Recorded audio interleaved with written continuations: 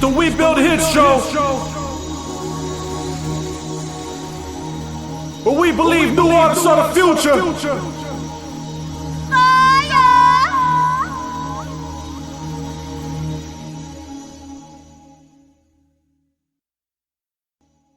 What is good?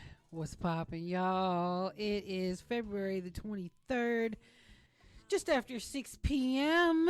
in Winnipeg, Manitoba, Canada. Thank you for tuning in. If you're tuning in tonight, of course, we have part 2 of interview with Prolyfic Muziq. That will be coming up in about 35 minutes, 40 minutes. So please stay tuned for that. If you heard last week's show was absolutely mind-blowing in terms of what's going on with him right now in his wrongful conviction in the United States of America. A lot of problems within Lancaster, California that really need to be addressed. The corruption, as well as lawyers padding cases, lawyers not representing him accordingly and doing their job. All of that is an issue, and people need to stand up and people need to fight against the system. So he will be on in a little bit. So show support to his YouTube page as well. Prolyfic Muziq on YouTube. Check out Law Abiding Citizen. Incredible video. And there'll be more videos to come. There's also a list of videos on there. Check them all out. I assure you will enjoy him. He is a phenomenal artist. He is very passionate about his craft. And it's very mind-boggling that you have people who work against good people, you know, and unfortunately the world works that way. You can't be a good person in this world without someone trying to grease you out or without somebody trying to ruin your life, and that's the case here. So we'll be hearing more about that. I'm not going to talk too much. I'm going to get right into it. Again, you're listening to We Build Hits on CKUW 95.9 FM. Download that TuneIn app and then add CKUW 95.9 FM to your TuneIn app. That will allow you to listen everywhere. Wherever you go, if you go to Barbados, if you go to the North Pole, if you go to Nunavut, you'll be able to hear us on the TuneIn app. Rest assured. Again, you're listening to CKUW 95.9 FM. Shout outs to everyone who is listening. Much love, respect. Let's get to it. I know that nothing is better for them than to rejoice and to do good in their lives, and also that every man should eat and drink and enjoy the fruits of his labor. It is the gift of God. Whatever God does will be forever. None can be added and nothing taken away. God does it so men should fear before him. That which has already been and what is to be has already been, and God requires an account of what is past. Now, I want to tell y'all a story before we get started, a story that started not so long ago, somewhere in the southern region, probably where there's a lot of cattle with yokes around their neck. That's not important, but it was these two brothers, Negroes. You know, one was a house Negro and the other was a field Negro. To keep it simple, the house Negro was the master's favorite boy. He was usually light-skinned and very charming, did whatever boss told him to do. I mean, he genuinely loved his white daddy because he never had a real daddy, never knew genuine love. So the scraps from his white daddy table and the attention he got over the other Negroes was more than enough to keep that Uncle Tom and his kissing snake loyal forever. I'm sorry, the story makes me emotional. See, these two brothers were both talented beyond belief. The field Negro was the darker out of the two. After him, life was different. He had to work in the field by the sweat of his brow and the sun all day. Always had less than a house Negro, and Master hated that field Negro. He was, strong. His work was full of passion and consistent. I mean, that field Negro would work from sun up to sundown to meet his quota and for nothing at all. Sometimes the house Negro, because there was brothers, would come down in the field and talk to his brother and let him know what their white daddy was doing. All about his evil schemes and how no good Master was. And because the field Negro hated his master, he would be the one to go tell him about the way he took advantage of him and his brother, off the strength of their back. And, how he knew he was trying to benefit off the fruits of their labor, which made the field Negro look like a troublemaker. Because that house Negro would act as if he had no idea why the field Negro was so upset. Their white daddy put $500,000 into that plantation they worked on. I mean, he kept the yard beautiful, brand new bags to put the cotton in. The soil for growth. He spared no expense on his cotton. Because with them two Negroes he had, he knew he would make a fortune. The field Negro didn't have, gloves or shoes for his feet. And he barely ate. It was sad. Sometimes that field Negro only had enough for a cigar to ease his stress. And that was passed around with the other Negroes, so even that was scrap. He used to say the house Negro never smoked. But after 10 years of working on this man's plantation, them black brothers grew in notoriety far and wide for the work they done. And anytime the master was around or the public was walking about the plantation, the master would fix that house and yard Negro up so good, they would look like the wealthiest Negroes this side the Mason-Dixie line, and the other side too. Then when, the people left, he'd take it back. And whenever a Negro got out of line, he would do what we call a field laws, threaten to take away all that was given. The field Negro got tired of the plantation, tired of having nothing, and he hightailed it off that plantation like his life was in danger. Before he left, he talked to his house Negro of a brother and told him he should get out too. But that field Negro, with everything he learned on that plantation, from that white man and house Negro, and as well as the others, got his own. He even came back with an attorney and got the other Negroes released. He made enough money that he told the other slaves they could be their own boss and do it themselves. He would foot the money. But the house Negro found so much security in that plantation and his white daddy with that Jebediah and that field manager that he didn't think twice about joining forces with his brother, the field Negro. Maybe it was because all he ever saw his brother as was a dog field Negro, and he was so arrogant he couldn't imagine dealing with him with nothing, who knows the reason. But see, the plantation owner saw something from the start. He saw more than the brothers saw in themselves, but he played double calls for maximum profit. He took care of the product, but not the creators of the product. But all that money that Uncle Charlie made, he never gave those boys a dime. But that divide and conquer plantation mindset worked so good on them. Negroes, they hated that field Negro for leading. I think they called him disloyal. They devised a plan with some other house Negroes, men and women, and had that other Negro thrown in Joseph pit. While he kept good relationship with Master and his Jebediah, still creating product to this day. That was Prolyfic Music, and I have him on the phone line right now. So let me get the mics up. How are you doing? I'm still alive, Yeah, I know times are turbulent in there, and a lot of things are going on within your case. So we're going to get right to it immediately, right to it. So last week, for those of you who missed it, or for those who did catch it, we discussed the cases that you've been involved in right now and what's been going on within those cases. Now today we're going to discuss the corruption that has happened within the case as well as within the law enforcement. So let's start off with how you were represented. Out here we have legal aid. You have a public defender, public defenders out there. How did they represent you, and how did they miss the mark on representing you properly? Well, basically, of course, we're looking for rightful counsel now, but anybody who's never been in a situation of being convicted or going to trial and has a public defender know that that's basically a lose-lose situation. These public defenders, they have a caseload with a ton of clients, and they're never prepared.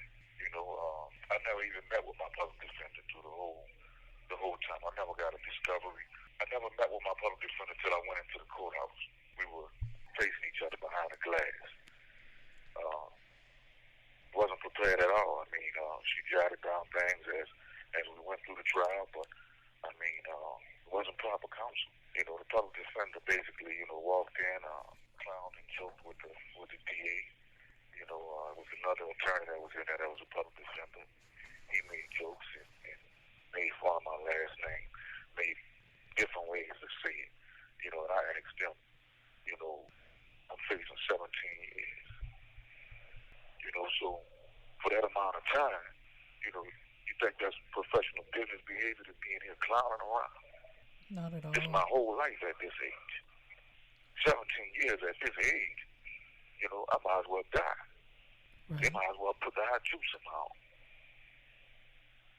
And how did somebody said, I'd say, go ahead, I'm listening. And how did the judge respond to how you were being represented? Well, I tried to fire the public defender 3 times, but they denied it. I tried to fire the public defender because the public defender wouldn't meet with me. I couldn't get a discovery. They said that was against the policies. The judge numerous times had to call the public defender and the DA to the bench because of their behavior. The DA kept inciting guilt, telling the jury I was guilty. My first meeting with my public defender was her offering me a deal. In a court system that they say is that you have to, they have to prove beyond a reasonable doubt you're innocent till proven guilty. But, the truth is you're guilty till proven innocent. They tried to give me a deal right away. My first time seeing the DA walking in the courtroom, he was telling me I was going to have to do state time in a state penitentiary. When I had never did time before in my life. So, I was asking my public defender, how can he say I'm going to do state time when we never even had a trial? Right. But in the state of California, in this court system, that's how it goes. It don't matter. They're going to get a conviction by any means necessary. And that's what happened in my case. My public defender, I feel like, wasn't prepared or well seasoned. The judge asked, how many cases she's had on a docket that resemble mine or was relative to the issues that we were facing in my case. She said several. The judge asked, how many was several. Never got a valid answer. But, the public defender, no objections. It made me feel like she worked on behalf of the court or the DA rather than her client, which was myself. Yeah, because she should have met with you beforehand. Typically, that's what they do. Now, in terms... But this whole process...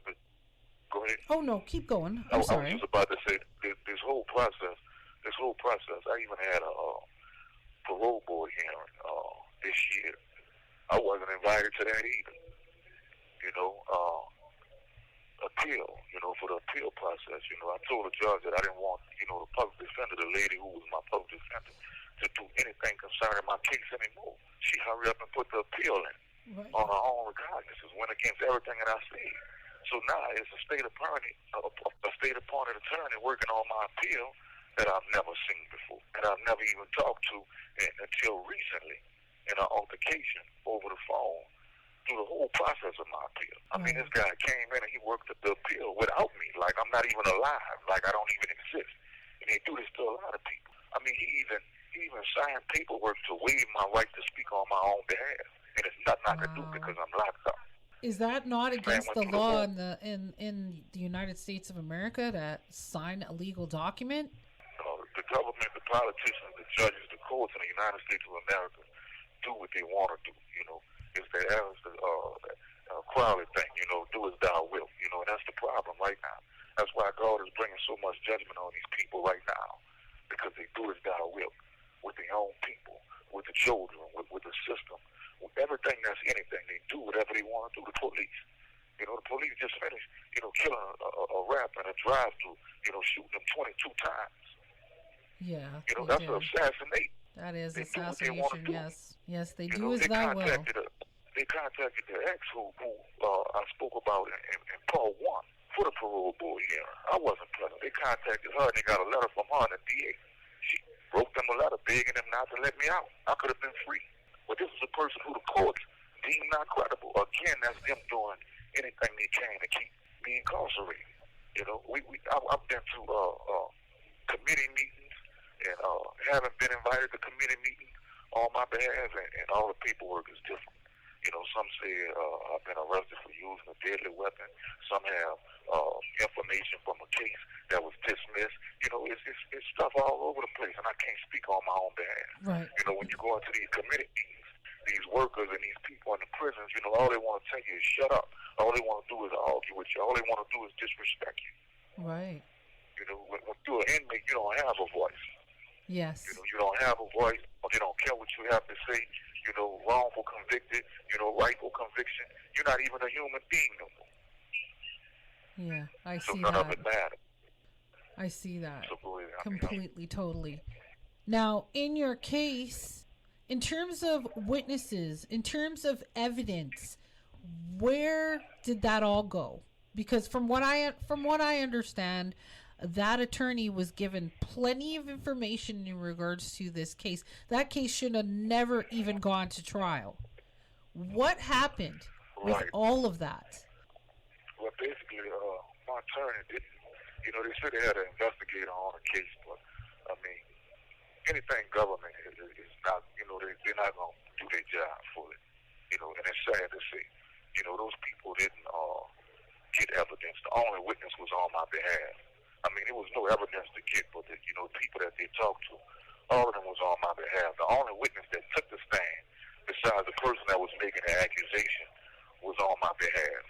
As far as any other evidence, there was no other evidence to show. But these brass knuckles that the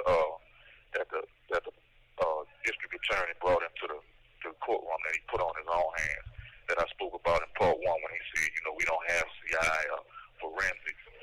This is not CSI. He put them on his hands and he told the jury it was mine, and I guess the jury believed him. This is what we're dealing with in 2019. But those brass knuckles were never dusted for fingerprints, nor were the other witnesses brought in to testify, correct? Well, they say it in the courtroom, just like the tape from the other incident that I spoke about in part one. And if, for those people who haven't, who didn't hear part one, it'll be on YouTube soon, on the Prolyfic Music channel.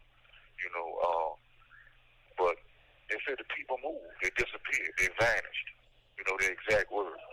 They uprooted and moved. My attorney said she sent the investigator out to the scene. The DA said the same thing. The people just vanished. And again, the only witness was on my behalf and talked about the other person as the aggressor. How do totally made me, the victim in a situation, but it didn't matter. How does a house of people vanish? Unless they make them vanish. So these people, have one of the highest conviction rates, anywhere. Yes. These people, they're gonna get a conviction by any means necessary. Right. Conviction means promotion. Conviction means raise. And that's the problem. These people don't think about the domino effect that their actions have. They don't think about what they put people in when, they send people to jail. The statistics say, 12 people died per day in prison, 4,400 per year. That's a lot. And that's just the statistics that they give, online. Anybody can look that up. But that's like an older woman telling you her age. You understand what I'm saying? That's not credible. That number is massive, but at the end of the day, realistically, we know it's bigger than that. Yeah. So some people by far. Some people may be convicted of something that they didn't do and never come home. You're taking people away from their kids, from their family, from their livelihood. Everything they know, life in general. Putting people in situations where, the other day I'm using the microwave there. That dude with a cold saw on his lip. Cold saw is shining like it's leaking. He's scratching on it and then touching the microwave. What if I wouldn't have saw that? You understand what I'm saying? Yeah, you would have contracted that as well. You would have caught. Right. Then it's no adequate medical care. I still haven't had adequate medical attention. My hand's still swollen since December 25th. Let's talk about that. Let's talk about your experiences in there, because there have been several incidents in there. Let's talk about that. What has occurred since you've been in prison, and how has that been handled? Well, we talked about that a bit in part one. Yes, we did. Not in detail, but people have done to me. Right. Yeah, in different prisons, what the deputies have done as far as my skull injury, which they taken x-rays, MRI. They never showed the pictures. They never showed the copies of those tests. And, they just give a copy sheet of paper with it written on it, nothing's wrong. but I can feel my head and I can feel the indentation. I can look at myself and see the difference, the issues, and, since the December 25th, my finger been, swollen, out of place. They took me to a place to get x-rays on my hand. And they say the same thing. Nothing's wrong. My hand been like that. They tell me my hand been like that since I was born, swollen and crooked. Jesus. Let me call back. All right. Stay tuned. Keep it locked. Again, you're listening to CKUW 95.9 FM. We build hits.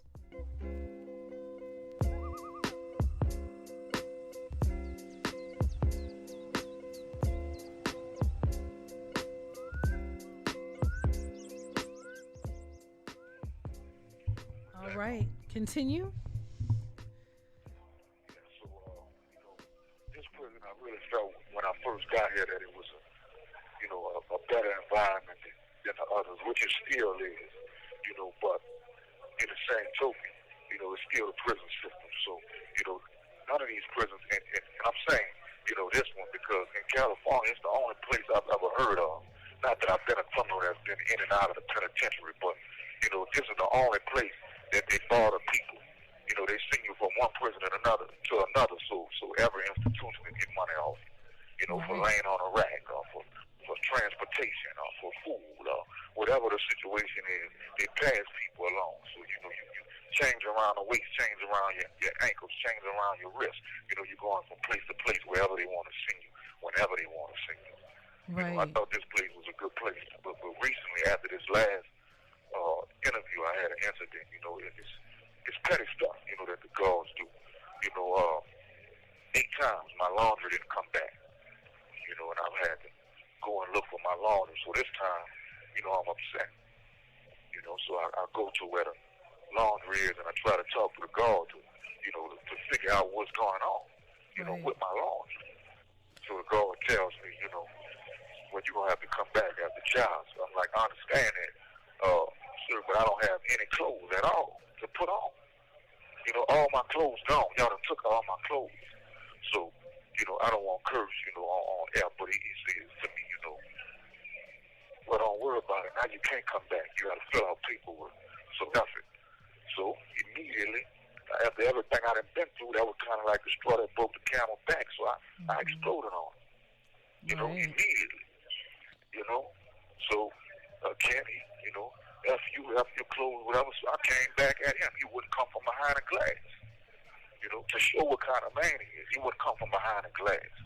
Right. But in all actuality, in my right mind, I understand that no matter what a person does or says to you to break your spirit or break your character, it should never make you come up out yourself. That's right. It made me come up out myself. It made me come up out myself because I'm tired. Just like a lot of inmates is tired. Understandably consequences for that. Consequences for that, they call CKC, all the other, officers out in the hallway. They can't grab me, put me in handcuffs, got me to strip down naked, all my boxes, everything butt naked, in a shower cell. They made me bend over and spray my cheeks and cough. They checked my mouth, checked under my arms. Then they threw me in a hole. That way. I was already sick, suffering from a cold, so I'm barefoot, no socks, no shoes in the hole. They left me in there for some hours, and then, when they changed shifts, I was able to talk to one of the guards that was sensible and gave me my socks and shoes. And I stayed in there like that until it was my time to come up out of there. And to me, that's reprehensible and that's degrading to put you in that position and to do those type of things to you. Like, for me, I don't understand the concept of that. I don't understand. I mean, it's the regular in prison, especially in LA County. Anything goes on in a dorm or anything, punishment is going to day room and get naked. You don't know if I don't know if they, homosexuals or what's going on with some of these guards. You understand? But if I worked in that position, it wouldn't be my go-to to make a man get naked in front of me not. and shine a flashlight in his rectum or at his rectum. Wow. You understand? To me, that's some hashtag Me Too business going on. To me, that's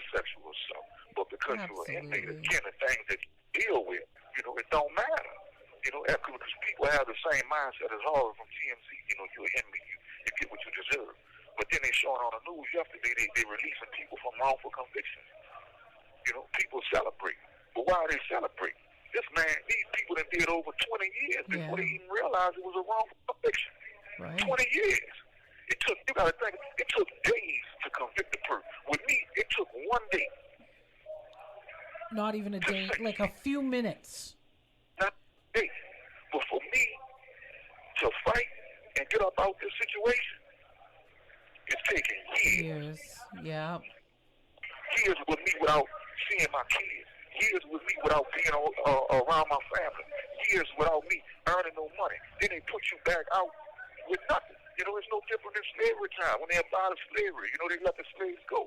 But where you gonna go? You don't have no home no more. You don't have no clothes no more. You don't have no money no more. Then they was catching the slaves on the street and putting them in jail and putting them back to work for nothing because they didn't have employment. Or they was out past the curfew. Yeah. You understand? So it's all kind of ways that this system is designed to keep you inside of a trap. And nothing has changed. No, it might have changed for the people who live like I did and feel like they overcame, But now they're touching everybody. Look what just happened to R. Kelly yesterday. Yeah. But anyway, let's go on. It sounds to me, though, as though the United States justice system is trying to wipe out families, in particularly colored families as well. Now, what is your take on that? Because you have children, and this system has ripped you away from your children. How has that been on your? I'm sorry to cut you off. My children probably feel like their daddy on level. I don't know what these women tell them, because the baby mamas I had, I made some bad choices in women, no lie. So I don't know what my children know. I don't have no contact with them. Really, my kids that's out here, the courts, put a stay away order on me from them, from a situation that didn't involve my kids at all. So yeah, they do. They tear apart families. But I mean, America, the government, in general, don't care about its own people at all. I mean, every 3.5 days, 16,000 children die from starvation. That's just the children. You understand what I'm saying? That's not their dad and their mama. That's just the children by themselves in this country. A country that the president calling a national emergency for a wall, to build a wall. A $5 billion wall. Want to spend $5 billion on a wall to keep immigrants out. He's trying to keep immigrants out, but it's 1,167,000 immigrants here now, and that's the statistic that they're allowing. This call and your telephone number will be recorded. It's 12.1 million undocumented immigrants. Yeah. All the people are already here in the United States. Now you wait till 2019 to spend $5 billion on a wall, and you got children, little children dying of starvation. We That's got money to send to Ethiopia and Africa and different places to look good. We got China meddling in other people's affairs, and our own people dying. I'm talking about this is a country where this place where I'm at right now, in this prison, they got about 60,000 people. Skid Row is up 75%, 60,000 people right now, downtown Skid Row, where the Oscars and all of this other stuff go on, sleeping on the ground, don't know where their next meal coming from. 60,000. They're up 75%. But this same place is about to spend $77 billion on a railway just to get people who can afford from LA to San Francisco in 3 hours because it takes so long to doing it the travel. other way. Yeah. Wow. You understand what I'm saying? Yeah. So you think they care about me in prison? They don't care about anybody. They don't care about anyone at that in that state whatsoever, other than the wealthy. Because right now, from what I've read, California has the highest population of inmates on the earth right now. California has the most. It is one of the richest places. It is. It is. It's very sad. And for every inmate, that's $1 bill. So let's talk about the amount of money that these prisons are making, because they're making a lot of money. It's $1 billion business. It's a billion dollar industry. It's so lucrative that people are on private prisons. People going into the prison stock is up. It's $1 billion industry. And just to touch on what we were just talking about, the people that's homeless within that 60,000, that number that they give, so it's much higher than that. We have veterans, people who have stood on the front line and got medals for war, and put themselves in firing range for this country. Yes. And laying on the ground. You understand? Yep. Yep. And it's talks and rumors of wars right now. People that are coming out of prison. Talk about disloyalty. Right. Loyal to what? What are we being loyal to? Yeah. This is not ours. That is that's right. That's like JCC on 444. Somebody getting their project tattooed on their body. That's not your project. That's where your government puts you. You don't own stock in that. You're not getting money from that. That project don't do you nothing but put you in an unsafe environment. Right. It's the same thing with the United States of America. It ain't doing nothing for me. As many taxes I done paid, as many hundreds of thousands of dollars I done spent. Uncle Sam take money from us and only give us a portion. We got family members that's on government assistance that get welfare, that get treated like dogs, that get treated like nothing when they go into these government buildings. As if it's not our tax money that they holding the issue out. Right. These police out here purging us in the street as if our tax money is not paying their salary. The lawyers too, public defenders, all our money goes towards them as well. That's where our tax dollars go. So if we're paying tax dollars towards somebody that is supposed to defend, then that is in fact what they should do, is defend. All the money I made in this community and spent in this community, my tax dollars went for somebody to plant something in my car, use an uncle time to make a statement, disregard witness, no evidence, and get me locked up for 17 years inside of a system where I can't even get proper medical care. Or attorney, at least let me see a discovery or hear a 911 call that is pertaining to a case that got me locked up for almost 17 years.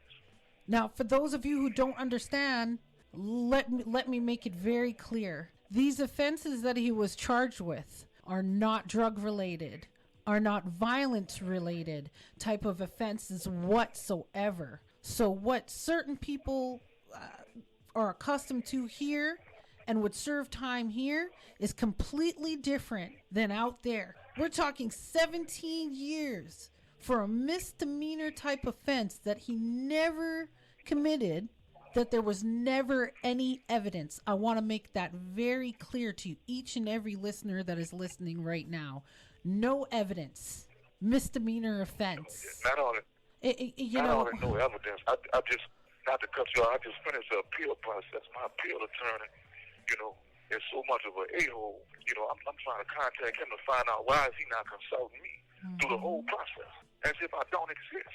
Yeah. They going to court, they holding court, they doing everything without me present.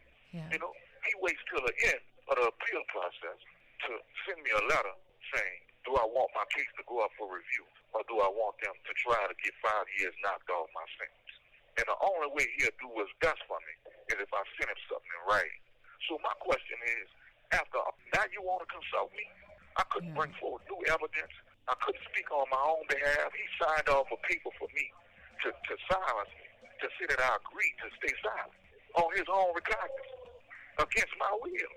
This the kind of this is what we face every single day. So y'all, I really hope that gives you some clarity. For those of you who are serving a sentence right now or have a loved one that's serving the sentence, look at how bad it could be.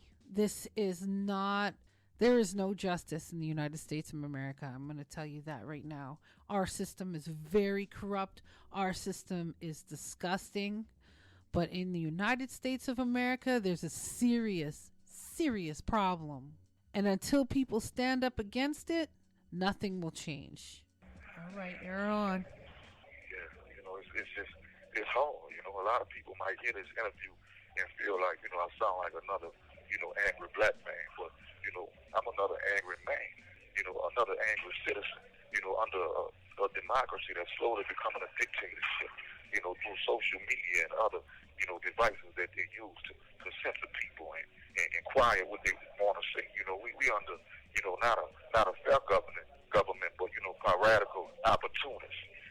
Piratical opportunists is people who gain, unfair wealth, riches derived from, the unfair exploitation of enslavement of one's fellows, taking advantage. That's what this is about. Yeah. That's what we are. So none of this is strange. I'm not shocked at what's happening to me. I'm not shocked at what's happening to the people who had to spend 20 years before they got out under a wrongful conviction. We under a government who women, the last is becoming first. Women couldn't vote even after, blacks was given their rights. Women still was the lesser. Now they on top.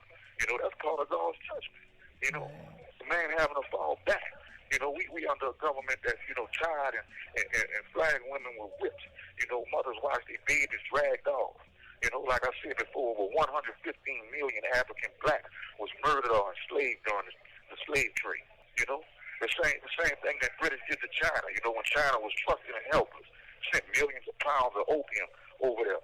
By 1839, the Chinese people was so addicted to what they put over there that the Chinese government started destroying the chests of opium. It destroyed 20,000 chests.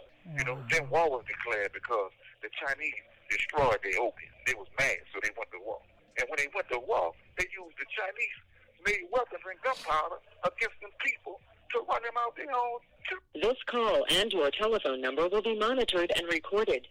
It's the kind of society we understand. Same society that'll put, press cameras on a president, a favorite president, and watch him ride in a vehicle with his wife and put his brains on his wife's shirt in front of all America to see. It don't even matter. These people don't care about this interview. They don't care about what's being said. They don't care about how many wrongful convictions is going on. They don't care about how many people dying in prison. They don't care about how many people got staples in their body, not getting medical care. They don't care about how many children starving. It's all an act. We didn't call several senators. We didn't call several black organizations who run into the TV to get on the TV and get behind a microphone, but really don't do nothing for their people and their community but talk on the TV. That's it. When you call them, they don't have time to read documents or what then went on. You could be in here dying. You could be in here dead. There's people that done died trying to reach out to senators and politicians. I got a lot of them that I didn't talk to on voice record. I could have been another one that's dead when my senators don't have time to save my life because they're on a breakfast club talking about if they smoke pot or not. Yeah. But I'm not supposed to be an angry black man. Oh, you have every right to be angry. You have every right to be angry because that system out there is set for you to fail. Where they put men of no color in position on a Supreme Court justice with a black man that's under trial for the same thing. They're going to jail for life. I saw Bill Cosby under trial one day. The next day, he was in jail for life. Yeah, he was. Kavanaugh, as ridiculous as that court thing was, he was appointed. Not to mention the others. I mean, I won't even go into that, but we see what this is about. And this has been going on. They didn't abolish slavery. They just changed the way that it looks. They changed the way that it looks. Right. They're not bamboozling me because I'm still in chains. My people still in chains. The people who I just stuff from in the community was mentally changed. Still, they can't say that we didn't that nothing affected us. That it's back in the day. It's been too long ago. Right. When thought processes and mindsets and way of life, livelihood is created through ancestors and the foundation. The root is what dictates what the tree becomes. Now we've touched base on a lot of things. Let's talk more about those individuals that have been reached out to and what you think needs to transpire as of now in order for this case to be looked at and reviewed. Because I've reached out to people and stressed the importance and how crucial it is for people to look at this case because there's so many elements to it that you cannot just slip it under the rug and slide it away because it's not going to go away. It takes the politicians to do their job. Each one of them have a document on their desk. The President of the United States of America have a document on his desk. The NAACP have a document on their desk. Black Lives Matter have a document on their desk. You know, NAACP said they was going to give me an attorney. You know, asked if I wanted an attorney. You know, paid for one that was going to go pro bono. I've never heard from them since. Yeah. Still haven't received proper medical attention. You understand? And they can say all they want that this might not be a race issue, but it's definitely a race issue. You know, I was just going to say inside of this situation, you know, the police, right after I was arrested, you know, they took my license. You know, when I was locked up, they took my vehicle. You know, this is all in 1 week. They took my vehicle, they auctioned it off and sold it 1 week. You know, as far as my property, I spent a year and 6 months, left my property with my people, you know, and they were supposed to go check on my property and my people. You know, they took the property, you know. Vendetta took all my properties at the police station in the evidence room. You know, now what they doing with it, I don't know. If they have all of it or not, I don't know. I don't know what they doing, you know. Just like, I can't trust them. They called me out the dorm to talk to the police on the phone, ask me about my property after a year and 6 months. After I do an interview, they calling me, you know, to find out about my property. You know, after they done got me beat up in jail for going against the police, after they done, you know, harassed me about making a record that half the world ain't even seen or heard. You know, but they so upset, yes. You know, when you go against the grain because they don't want to hear the truth. And you have made several complaints to that law enforcement, and how has that been handled by their agency, given that police shouldn't be policing police anyway? They don't care about complaints. You can call internal affairs or the FBI. Keep in mind, I have all recorded conversations with all of these individuals, organizations, yeah. And everything. These entities. Right. You understand what I'm saying? They don't. They're not gonna police each other. They got a code. You know, these people are. They got maniacs running the street, and it's good and bad and everything. So it's something good. It's some people that still have a pure heart. There's some people that still get in their job for the benefit of the people because they want to bring about change. But it's much more that are insane and don't belong in a position like that whatsoever. You understand? Anytime you got somebody standing on the hood of a car shooting through a windshield at elderly people, killing them. You know, anytime you got, you know, somebody in a uniform rolling up on somebody in a drive-thru, busting 22 shots, killing somebody. Anytime you got somebody throwing rocks at the police, holding a knife when they got rubber bullets, when they got pepper spray, when they got tasers, when they got leg shots, you know, they shooting people headshots. You know, just like Bush gave them the word in Hurricane Katrina, you know, to be able to do kill shots. As if people expendable. We're not expendable. They send you to prison and try to give you mental evaluations because you got a conviction. But do they give the employee extensive mental evaluations? You know? They don't give them that. What they give them is a magnet with if you need help and a number on it that they can call at their leisure. At their leisure, that ought to be part of their training. You know, with some jobs, you need to have that mental health aspect. You have to be able to function in that job. And it's very unfortunate that law enforcement does not abide by that. I had contacted them months ago in regards to body cams. Their response, and I quote, "We do not have body cameras because they are too expensive."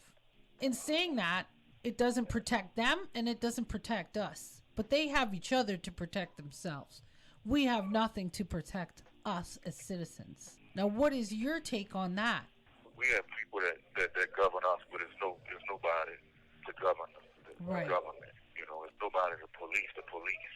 Right. You know, and things have gotten so chaotic and out of control that you know, they don't have time to look into every situation that goes on. Right. I mean, they backlog. Yes. You know, what they doing? Who knows what they're doing? I can't judge. I've never been in a position. Right. But I know they're not doing a job in my community. I know they're not doing a job in my area. You know, I know what they did with me. Right. You know, and let's not get it twisted. I'm not judging my people because they do whatever they do. You understand?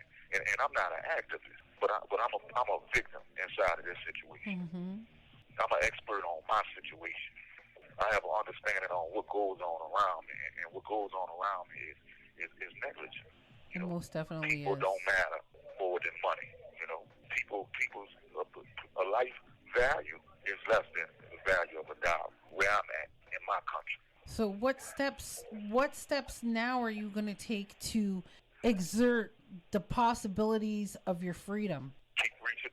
I'm keep reaching out to the senators. We're going to keep reaching out to all the politicians. Keep fighting against the law, filing complaints. Keep pressing, non-stop, so they know me by name. That we ain't trying to stay under the radar. We attacking every situation head on. Yes. So if I die or my people die or the world explodes, it has to be under their watch. They can't say, "Oh, I didn't know," or "I didn't get a memo," or "I was busy and I didn't understand." Now you understood, you saw, it was in broad daylight, right in front of your face. You just didn't care. You didn't give a damn. You was too busy trying to be on TMZ. You was too busy trying to be on the Breakfast Club. You was too busy trying to be on the news and win an election. Spent to put these politicians in office to do nothing. What are they doing? We spending millions of you getting donations and everything. Now keep in mind that number I just gave you. 60,000 children starved. Yeah, that's a lot. That is a lot of children. And that doesn't Who cares even about them? Yeah, that doesn't even count the adults at all. But 16,000, that's a big number. They don't care about that. They don't give a shit about that. They're more concerned with building a wall and keeping the people out that's already in here taking over. They want about protest.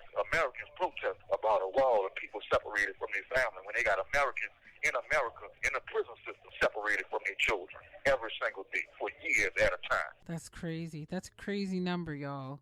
And there's a lot more going in the U.S. that a lot of you who listen in Canada are not fully aware of. And it's really beneficial for someone like Prolyfic Muziq to really enlighten all of us as to what is happening. Again, show your support. Go to Prolyfic Muziq on YouTube. Hit that like, share, and subscribe button. Now, I wanted. That's okay. There's a couple things that I did not touch base on the last interview.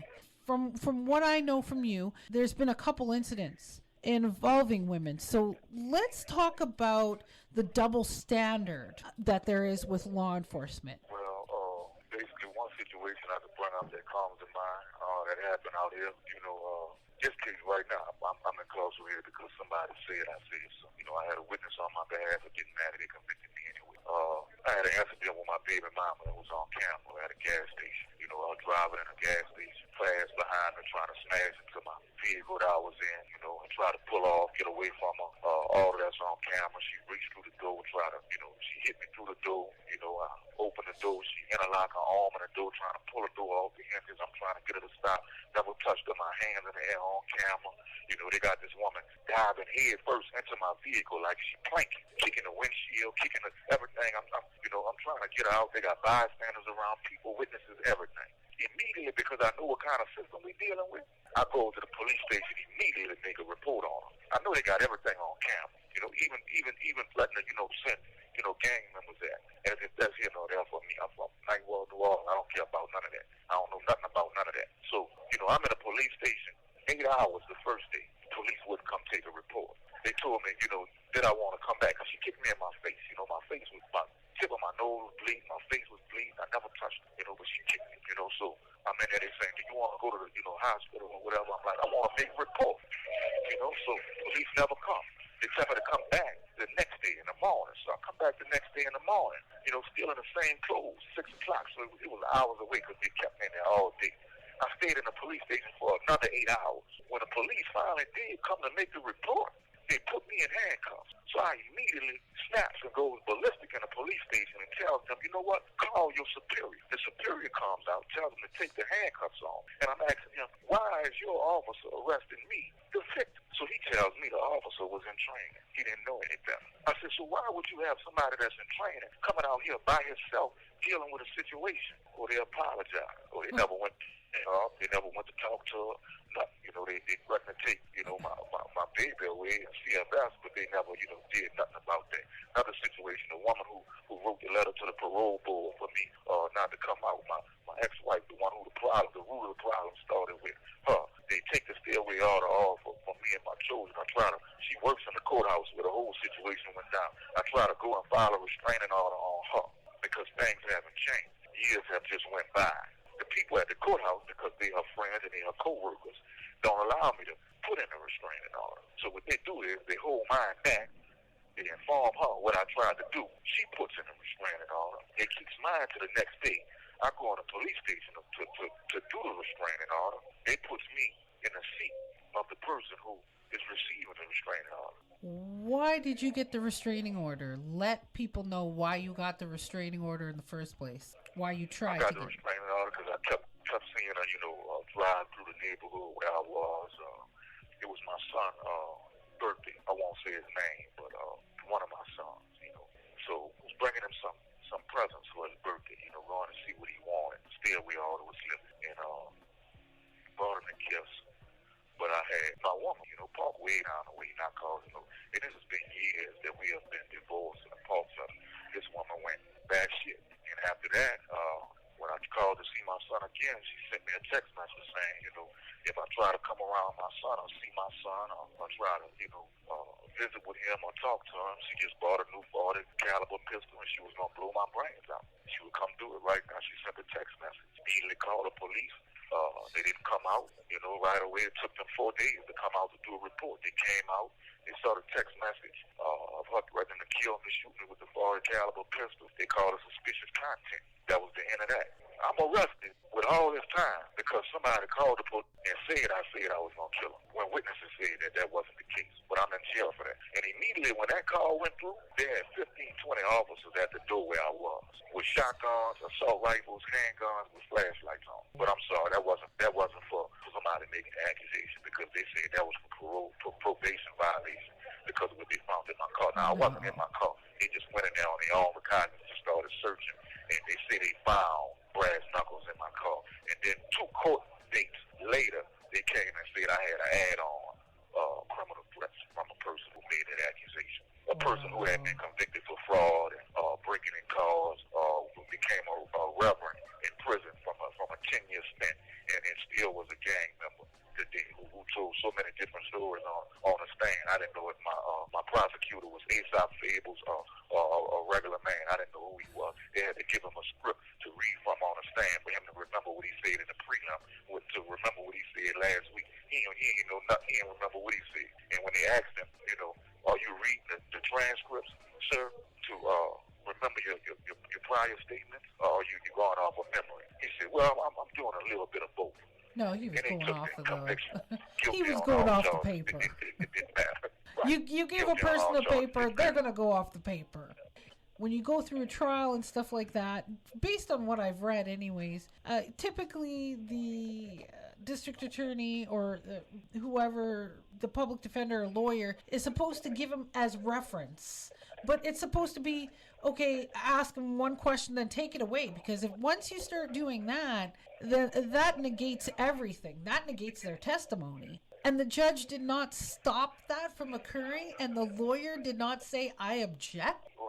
No objection, because they were too busy laughing and giggling with each other. This is the kind of show that went on. I'll paint y'all a picture. DA walks in, he looked like the white version of the dude who sang Classic Man. He was dressed the same way. He had 2 girls on his side, one on each side, two Caucasian women on each side, young women. I don't know if they was coming in at a mile of the suits that they had on or what they was doing. He sat down, the prosecutor sat down, my attorney came in. I had never saw her the whole time I had been in prison. We never spoke or anything. I didn't know what she was there to do. They wouldn't let me see the discovery or nothing like that. She even came to the court when it was time. Her nose was running in the court. I didn't know what was going on. I didn't know she just went to the bathroom and started a line, or what was going on, what I was facing. The jury that they picked, they tried to put the stenographer on the stand. Then they took the stenographer down. They had a Mexican lady on the stand who couldn't speak English. She said she didn't understand the defendant from the prosecutor or what was going on. They asked if she was okay. She said she was okay. They kept her there. Now the jury of my peers, one of the jurors was a white man from the neighborhood that I know that left his dog out on the homeless people every day. That's what kind of person that was. They asked the people, if you see somebody in handcuffs, do you automatically think they're a criminal? These people raised their hand, yes. But I guess they wasn't biased, because they still made the jury.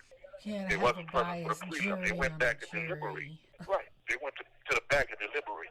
Stack of papers they had to look at because they didn't hear the testimony in the prelim. It's holiday time. So they went in the back and seemed like it took all of 5 minutes. Guilty on all charges. I guess so. If you spend the whole time telling them, I'm guilty, 5 minutes? You know, And I've read all that That's all it took. documentation. It doesn't take 5 minutes. It takes hours upon hours upon hours, if not days, to go through the documentation. So that it was a vendetta. It oh, was a vendetta. absolutely. They wanted you in prison based on how it sounds. It sounds like a lot of people with a lot of egos. Yeah, because I beat the DA in the first case. I paid $35 grand to my attorney. Beat him in the first case. He was humiliated. Right. It's been a vendetta since then. Me and him passed words in the first case, and I won. Walked out the courtroom. He hated me for it. Not only that, I come off a stereotypical, from the Ninth Ward, New Orleans, a rapper. First of all, in that community, that's room for disaster. Yes. But I didn't come in the community on foolishness. When I got stuck in the community, I started a business. I went back to school, medical school. I worked a job. When I worked a job under a person that used me, to start their own company, build their own brand. I got smart. I built my own, and I made more than a major corporation that I was working for. Needless to say, these were Caucasian people. Yes. The community around me was mad. Oh, absolutely. I won't even get into that story. I could get into, how they did me at Antelope Valley Bank, when I went in there with my client, and they called me a caregiver and contacted Adult Protective Services prematurely, how they sent me and my client back to the bank the next day and had the police in there waiting for me and took me outside in front of everybody in the bank. They made me pull out my license for my business and my contractual agreement that I carry with me for my client. Damn. So they could understand how I was making so much money, how I had a car like I had. This is the kind of community Lancaster, California is. There was a vendetta from the Took start my from the biggest client sounds from of. Right, took my biggest client from me. It's the third time. Third time the police that stopped me and came at me and couldn't get no charges on me because I had done nothing and charged me with criminal threat. And you never had any I'm priors ever before you came to California, correct? No priors or nothing. These people wanted me so bad. The second case that I talked about in part one, if y'all go back and listen to that, these people had a prior trial for that inside of this case. Now, that second case had nothing to do with this case. They went back and had a prior trial. They told me it's because they felt like I was treated unfairly. Now, a prior trial consisted of them taking my file, opening up saying, yeah, he did a little time for this. He got out on a deal. Okay, that was correct. Close the file. Now, 5 months down the line in prison reception, I'm getting a letter saying that I got added on time for a prior trial, 8 months, for something I already served 3 months for and got out on it. Now, didn't the judge in that case say, sir, we're going to make sure that justice is served and that you get your fair shot at justice with that last case? Did she not say that? And how come it wasn't followed through? How come her word was not followed through? Because they did the polar opposite of what they said they were going to do. I mean, it's the opposite. Same thing people go through when police stop you, as a young man or as a stereotype, whatever you are, and they tell you, step out the car and put your hands behind your back. Don't worry about it. You're not going to be arrested. It's that same feel. You're done. You're gone. You're gone in the back of the car. Told you you're not being arrested. If he put handcuffs on you, if he tell you step outside the car and you fit that bill, I'll tell you what, don't worry about it. You're gone. Yeah. Don't worry about it. We'll figure it out later. Once you're inside the system, you're gone. Welcome to America. How you have kept your sanity is beyond me with all this that has transpired and the fact that you're sitting in there.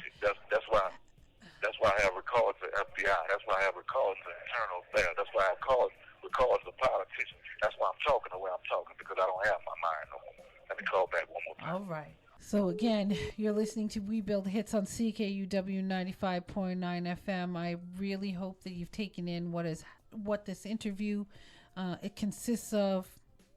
I really need your support. Go to Prolyfic Music again at YouTube. Hit that like, share, subscribe button. Show your support and show your love to what's going on with him. Wrongful convictions is no good for nobody, and it pulls families apart. People being in prison, man. Cages are for animals, not for human beings.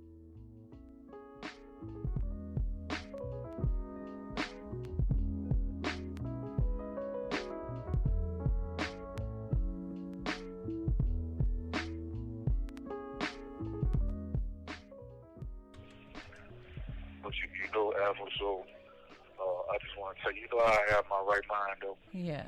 You know what makes me okay? I serve a good God, a powerful God. Not the God that, these people taught us about, the reverends and the priests taught us about, that, took all of these demons and, laid down his life and everything was okay. And if we just wait on God, we'll have a mansion in heaven. And, that's not the God I'm talking about. My God, the Most High, was the one who made David go against Goliath. David was standing with the Philistine head in his hand. When the soldiers was at the water hole, he told them, when he was already outnumbered, he told them, you have to let some of these go. The ones that drink water with their head down, not still looking forward to the battlefield, let them go. And it was 300 that went against, hundreds of thousands of men. I served that kind of God. Brought confusion against the adversaries. They had so much confusion going on, they started fighting each other. By the time God's people got there, they always dead. I serve a God that make a way out of nowhere, and that's what keep me grounded. That's what keep me moving. That's what give me the ideas. That's what give me the money, because I'm not scared of my government. Right. My government is they're built up, so much steam, so much uproar about a summit going on, a summit. Sit down with Korea and talk about nuclear weapons. Korea still ain't got rid of nothing. You ain't heard nothing else because they ain't gonna play with them. Mm-hmm. Yes, that's true. But they threaten Venezuela. Putin come at them, but they threaten Venezuela. You understand what I'm saying? I'm not afraid to say it. It's weak. You understand? The same people that went over to Africa and stronged on my people and brought them over here on boats.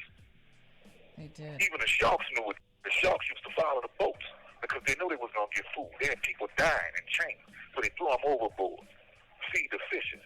Those people were capable of that then. Nothing has changed. From generation to generation, they've evolved into having those same mentalities and mindset and not caring nature with etiquette now. They have class with it. So it's not slavery, it's prison. It's not racism, it's a misunderstanding. Sorry I made a turtleneck with blackface. Oops, I'm sorry, my bad, I shouldn't have did that, that was insensitive. Sorry we made a jacket with a noose hanging from it. Those thousands, almost millions of American black people that have been harmed. People, don't forget the black people. Think about how many people that committed suicide and lost their life. How many mamas and lost their children. Sorry, we was insensitive. We made a mistake.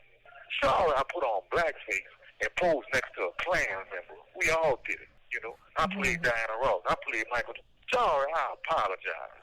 And it all comes out during Black History Month. Oh, it does. Sorry. Oh, it does. You understand what I'm saying? Yeah, It don't matter. We don't matter. It's not just our people. It's the minority. The minority has become the majority. We have, but we're still desecrated for who we are. There's so much color that has populated the earth. Like, look at that statistic that you read, even the immigrants that are in the United States. That's a large number. They make up for a good portion. And let me just say, my views and opinions don't affect the views and opinions of the station.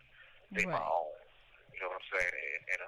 And I talked about God being the Most High because that's what sustained me. Yes, that's what sustained me. But I might get in trouble for that. We go against we declare war on ISIS for killing Christians, but they take prayer out of schools, and if you pray in school, it's detention or suspension. So I don't understand. We're a walking contradiction. I don't understand what's going on around. You understand? I don't know what I'm up under. I don't know what I'm facing. I don't know what it's doing to me or why it's doing it to me because I don't deserve it. I don't care what I did. No, you don't. Not whatsoever. 8 years and 4 months on something that somebody says. Let that all sink in, everybody. 8 years and 4 months on just what someone said. Somebody said I said. And a witness that was there. Yep. And there was a witness on his behalf and not on the accuser's behalf. Let that sink in for a minute. He is sitting in there for nothing. Nothing. And we see this time and time and time and time and time and time again. And we just turn a blind eye to it.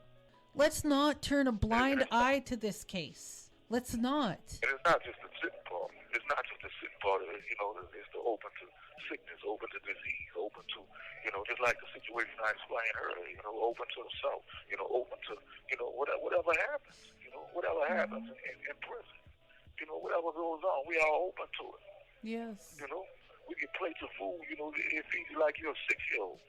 If I didn't have support, the support that I have, I won't even say what it is on here because I don't want to attack that. But if I didn't have the support I have, I'd probably be coming out of here looking like J.J. Evans. Some of y'all might not know who that is. Y'all should watch Good Times. Probably the skinniest person you ever want to see on TV. Absolutely. My weight up. I'm picking my weight up with my hate, and I'm fighting with my mind, until I can fight another way. And people's and people's mental health is being affected. Like people's overall, like there's people in there that are dying from diseases that are uncurable and are spending years upon years in prison. Can't get their medication. I heard about one of my partners, Charles, that died in prison in New Orleans. Rest in peace to the OC. My heart goes out to his family. It's sad. My heart goes out to anybody in prison. Some people, may be in here for something that they did and they might be sitting doing their time. I understand that. I respect that too. But there's a lot of people who haven't. My heart goes out to them. My heart goes out to not only my own people who've been bamboozled and taken advantage of, but the Aboriginal and indigenous people who land been taken from them. Even the Mexican people, the Latino people who land was taken from them. Inside of America, they had land that was part of, California, land that was taken away from them, and a wall built up where they can't come back.